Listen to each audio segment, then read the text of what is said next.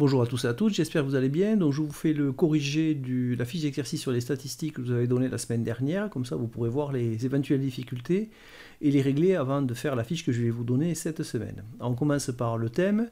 La gérante d'une chaîne de franchisés du domaine de la coiffure a recensé l'ancienneté en années des salariés de la chaîne. Les résultats de l'enquête sont consignés dans le tableau ci-dessous. Donc par exemple, il y avait 36 salariés qui avaient une ancienneté entre 0 et 5 ans, donc ça faisait entre 0 et 5 ans que ces salariés travaillaient pour la chaîne. La première question qui était posée, c'est quelle est la population étudiée? Alors la population étudiée, ici, ce sont les salariés. Deuxième question, quel est le caractère étudié dans cette étude statistique? Eh bien, l'étude porte sur l'ancienneté des salariés, donc le caractère étudié, c'est l'ancienneté. Question 3, le caractère étudié est-il qualitatif, quantitatif discret ou quantitatif continu? Alors déjà, il n'est pas qualitatif, puisque les valeurs du caractère, ce sont des années, donc ce sont des nombres. Donc il est quantitatif. Pour savoir s'il est discret ou continu, on regarde si les valeurs ont été regroupées en classes ou pas. Elles ont été regroupées en classes dont le caractère est quantitatif continu, et donc pas quantitatif discret. Question 4, petit a, quelle est l'amplitude des classes de cette série statistique? Alors c'est vrai que je n'ai pas forcément parlé d'amplitude dans le cours, je m'en excuse, mais je peux quand même vous donner la réponse. L'amplitude, c'est tout simplement l'écartement qu'il y a chaque fois entre les bornes. Donc ici, on voit que de 35 à 40, on a 5, là on a 5 aussi, de 25 à 30, on a 5. Donc l'amplitude des classes, c'est tout simplement 5. Elles ont toutes la même amplitude, c'est-à-dire l'écartement entre les deux valeurs est toujours le même. Question petit b, quelle est la borne inférieure de la classe 15-20? Alors les bornes, ce sont ces deux nombres-là. La borne inférieure, c'est 15 et la borne supérieure, c'est 20. Donc la borne inférieure, c'est 15. Question petit c, quelle est la borne supérieure de la classe 25-30? D'après ce que je viens de dire, c'est le nombre 30. Alors question 4, il fallait tracer l'histogramme. Donc l'histogramme devait être représenté sur ce repère. L'histogramme, ce sont les rectangles. Donc entre 0 et 5 ans d'ancienneté, on a 36 salariés. Donc ce qu'on va faire en fait, c'est qu'ici, on va monter jusqu'à 36, qui se situe donc ici. Et on va tracer un rectangle qui représente donc entre 0 et 5. Entre 0 et 5 représente ces 36 salariés. On peut, si on veut, indiquer d'ailleurs ici 36. Ensuite, entre 5 et 10 années, on a 47 personnes. Donc on va monter ici jusqu'à 47, qui se situe ici. Et pareil, tracer un rectangle qui est là. Et on peut éventuellement signaler qu'il y a 47 d'ici pour avoir une vision plus claire. Entre 10 et 15 ans, on a 31 salariés, donc on continue comme ça. Entre 15 et 20 ans, on a 28 salariés. Entre 20 et 25 ans, 20 salariés. Entre 25 et 30 ans, 12 salariés. Entre 30 et 35 ans, 8 salariés. Et entre 35 et 40 ans, 3 salariés. Et voilà, l'histogramme est terminé. Alors évidemment, il faudrait le tracer à la règle. Je vous laisse le faire vous à la règle. Moi, je l'ai fait avec l'outil que j'ai fait. Voilà ce que je peux avoir comme tracé.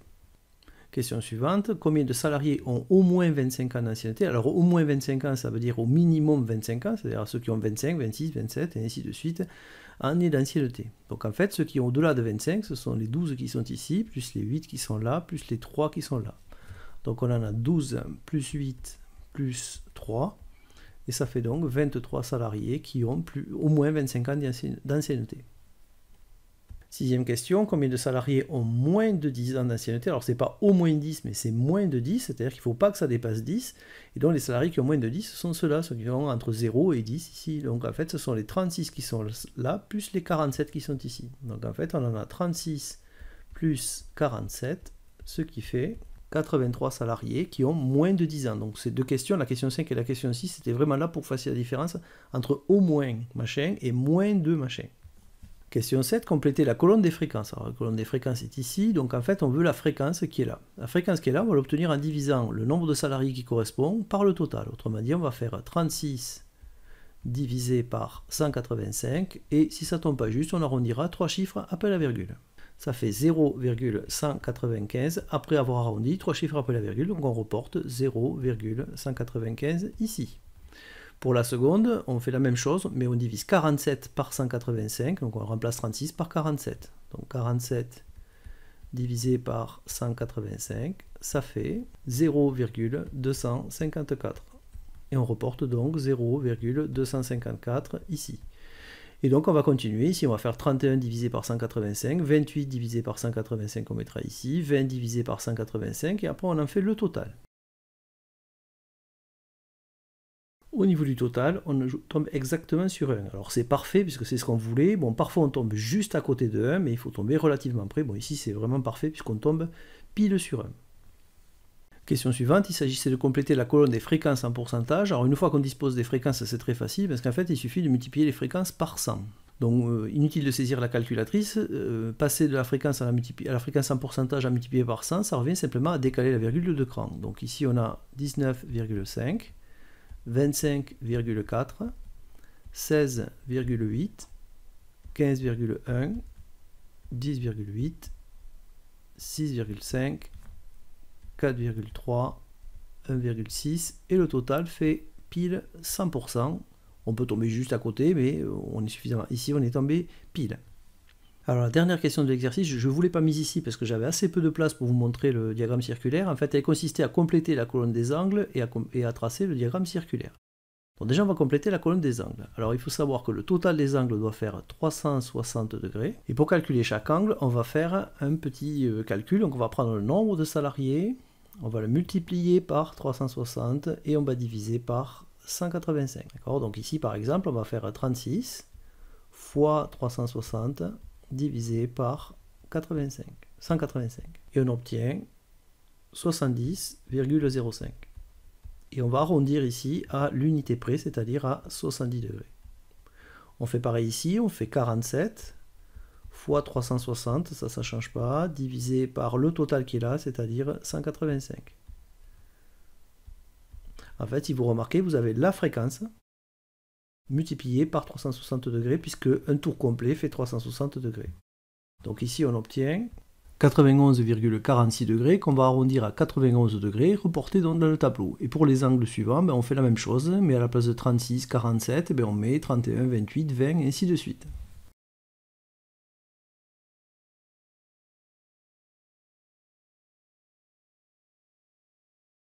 On tombe sur un total qui fait 359 degrés, donc il manque en fait 1 degré, et on va voir, ça va nous donner l'occasion de voir comment on le compense ici au niveau du graphique. Donc ce n'est pas grave qu'on ait un écart de 1 degré. Donc maintenant on va passer au tracé donc, du diagramme circulaire. Déjà on va tracer un trait vertical ici à 0, et ensuite on va commencer à représenter donc la première classe, celle donc l'ancienneté entre 0 et 5, il faut ouvrir l'angle de 70 degrés. On va donc tracer un trait qui part ici du centre, qui va rejoindre ici 70 degrés. Voilà, et donc cette portion ici représente les gens qui ont entre 0 et 5 ans d'ancienneté. On va maintenant passer à ceux qui ont entre 5 et 10 ans d'ancienneté, donc ils représentent 91 degrés. Alors l'erreur à ne pas faire que j'ai vue sur certains devoirs, ce que vous avez rendu, c'est ici de chercher 91. Il faut savoir qu'on est déjà avancé de 70 degrés, que si on veut faire le tour, il faut faire 70 plus 91. Alors 70 plus 91, ça fait 161, et donc on va aller chercher ici 161 degrés et tracer ici un trait à 161. Voilà, le trait est tracé. Donc pour indiquer que ici, cet espace-là qui fait bien 91 degrés d'écartement, donc on part de 70, on ajoute 91, on arrive à 161, donc ça correspond bien aux 91 degrés pour représenter les gens qui ont entre 5 et 10 ans d'ancienneté. On va maintenant passer à cela. Ceux qui ont entre 10 et 15 ans d'ancienneté doivent avoir une portion qui fait 60 degrés, mais 60 degrés à partir de 161, donc 161 plus 60, ça fait 221, et on va donc ici chercher 221 degrés. Et tracer un trait. Voilà, le trait est tracé. Et donc ici, on a représenté les gens qui ont entre 10 et 15 ans d'ancienneté. On va passer maintenant à ceux qui ont entre 15 et 20 ans d'ancienneté. Donc ils doivent avoir un écartement de 54 à partir de 221. 221 plus 54, ça fait 275. On va donc chercher 275 ici. Et tracer un trait. Voilà, le trait est tracé. Donc ça représente les gens qui ont entre 15 et 20 ans d'ancienneté. On a bien ici une portion qui fait 54 degrés. Donc on marque que ça, c'est les gens qui ont entre 15 et 20 ans d'ancienneté. On va maintenant représenter ceux qui ont entre 20 et 25 ans d'ancienneté. Donc il faut ouvrir de 39 degrés à partir de 275. Donc on doit faire 275 plus 39, ce qui fait 314. Et donc on va aller chercher ici 314 degrés. Et là aussi tracer un trait. Voilà, le trait est tracé. Ici on a bien 39 degrés d'écart. Et donc ça représente les gens qui ont entre 20 et 25 ans d'ancienneté. On va passer entre ceux qui ont entre 25 et 30 ans d'ancienneté. Donc il faut un écartement de 23. On est à 314, donc il faut faire 314 plus 23, ça fait 337, donc il faut aller chercher ici 337. Et tracer là aussi un trait. Voilà, le trait tracé, donc ça représentait les personnes qui ont entre 25 et 30 ans d'ancienneté, donc on va le marquer, 25, 30. Et il nous reste maintenant à nous attaquer aux deux dernières classes. Donc ceux qui ont entre 30 et 35 ans d'ancienneté, ils doivent avoir une ouverture de 16 degrés à partir de 337. Donc on fait 337 plus 16. Ça fait 353 degrés. Donc on va aller chercher ici 353 degrés et tracer un trait. Voilà, le trait est tracé. Donc ici, on a les gens qui ont entre 30 et 35 ans d'ancienneté, ceux-là.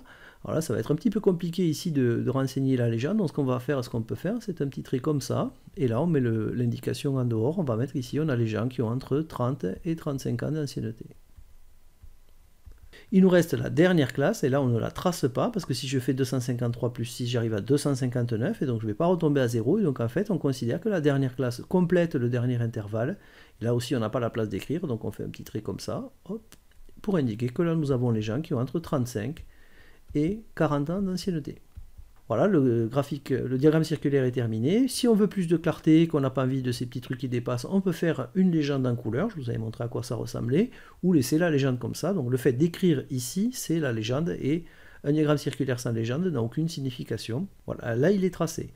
Bon, évidemment, à la fin, on ne laisse pas les petits traits de calcul, on les efface. Voilà, et là le diagramme est parfait. Bon, il est écrit à la main, c'est plus joli quand c'est informatisé, mais on a quand même ici ce qu'on cherchait. Voilà, cette correction est terminée et j'espère qu'elle vous aura servi et que vous pourrez l'exploiter dans la fiche d'exercice donc je vais vous donner à faire cette semaine.